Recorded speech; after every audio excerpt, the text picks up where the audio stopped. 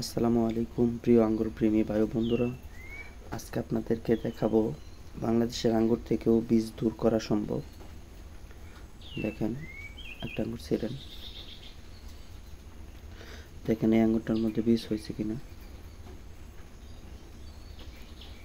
দেখেন কোনো বীজ নাই, তবে কম বেশি সব আঙ্গুরেই বীজ হয়। তবে একটা হরমোন ব্যবহার করলে বীজটা দূর করা সম্ভব।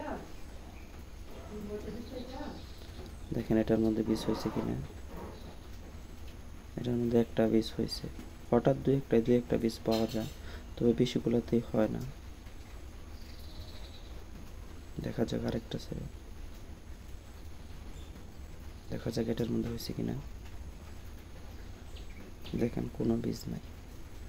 এই আঙ্গুরটা লাল আঙ্গুর, আমেরিকান একটি জাত, খাইতে অনেক মিষ্টি, ফলনও অনেক।